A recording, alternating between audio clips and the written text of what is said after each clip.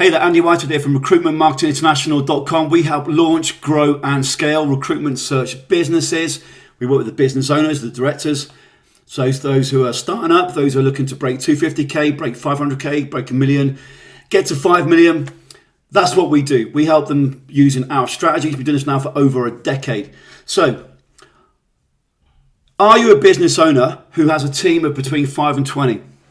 If you are, and you're in recruitment, you're in search, whether you be in a blue collar temp space whereby you make $1 or $2 or $3 or $4 per hour for the people you're placing out, or whether you're in a market whereby you're dealing with high level blockchain developers and you'll get a nice hefty fee of 50k per placement.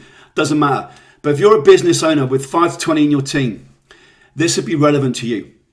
So there are 3 key projects that are the most important you need to think about and execute when changing your business. And changing the business means reaching your business outcome, your outcome. So it could be you're currently doing 1 million revenue. It could be you're doing 5 million revenue, but you've only got a 200k profit, net profit for you for all that stress and pain. So the 3 key projects you need to focus on. And this comes from a game plan that I've just executed. And I'm not going to go through the details, but with this member, there are 3 key projects we're going to focus on. So number 1 is managing of the business.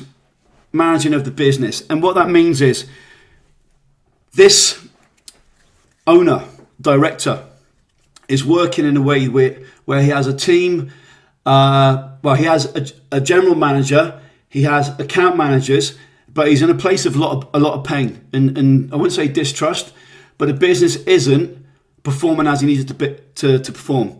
So he's got an issue right now, and the issue is around relationships and engagement. So one of these team members, he was very, very tight to. Now he's not performing, and there is an ego side of things, and there is an internal battle, etc. So how do we win that? We win this by making it not personal, and the way you make it not personal is by discussing the metrics, not by discussing the performance. So the way we've been, I'll say it as is, bullshitted in the corporate world in the last 20 years is, and also the same with references, you can't give a bad reference. Personal development plans.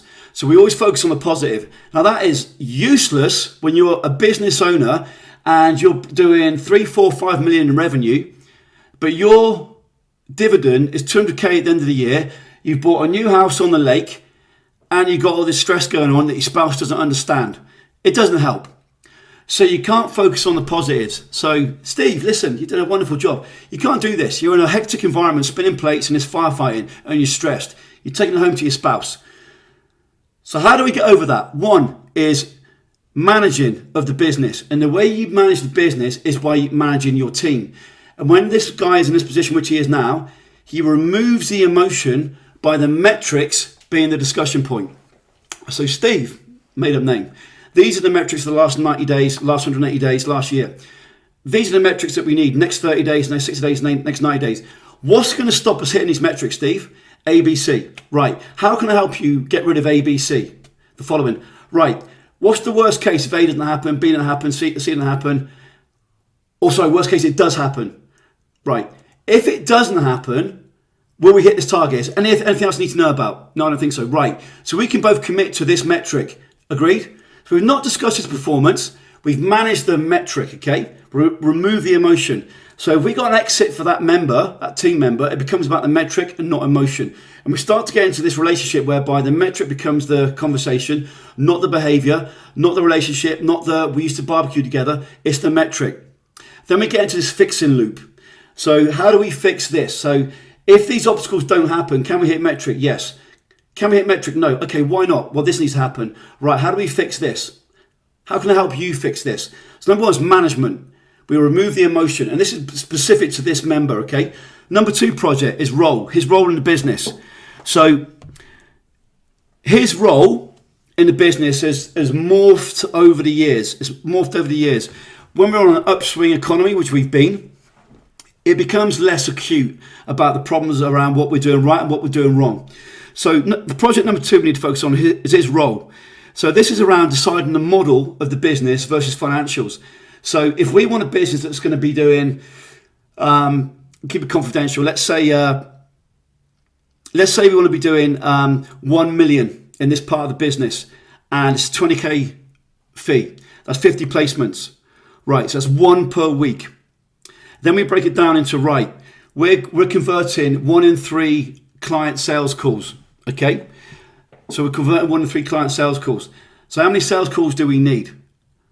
Well, clearly we need 150 sales calls. That's if we get no repeat business. So opportunity, can we get repeat business, number 1? Number 2, how do we get the conversion from 1 in 3 to 1 in 1 or close to it? So you start to ask these questions, and then you can go back to your team and say, right, how do we actually make this happen?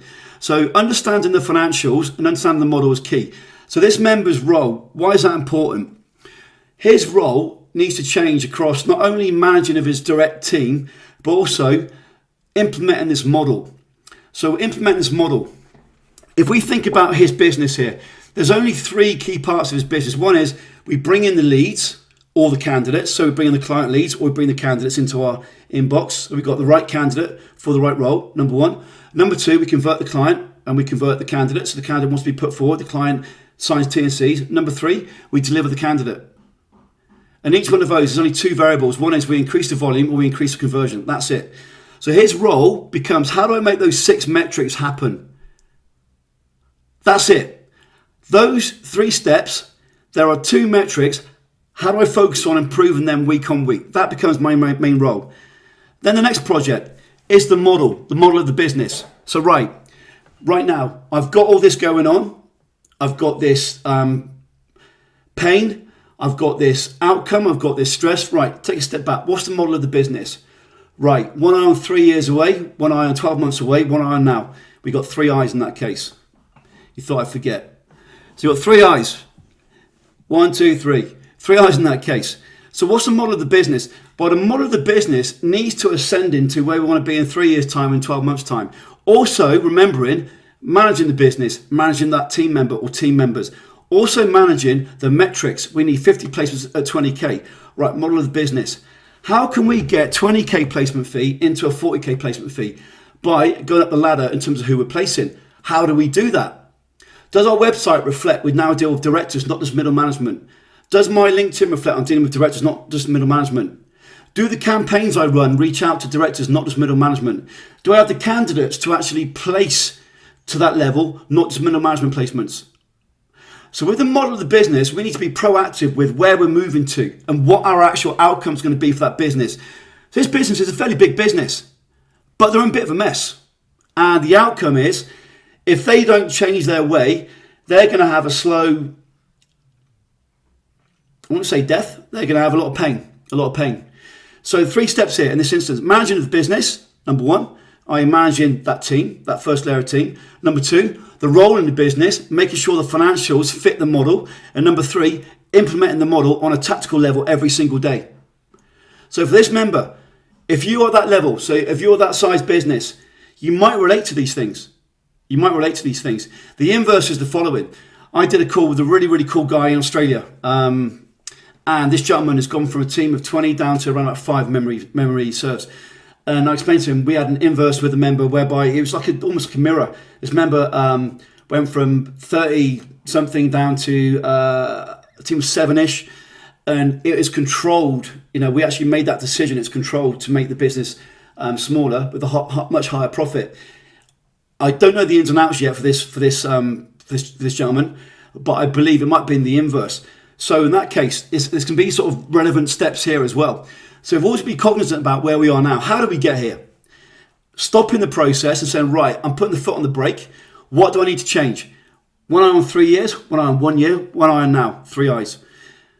Managing the business role, which means decide model versus financials, and then implement model. So you hit the financials. That is how you change a business of this size right now. So with that said, my name is Andy Whitehead. You can find me at recruitmentmarketinginternational.com.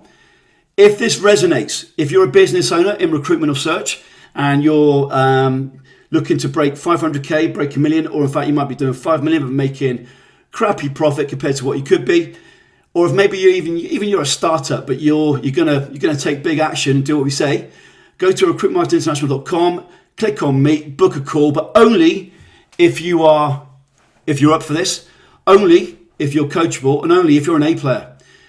So with that said, Speak soon. Take care. Stay strong.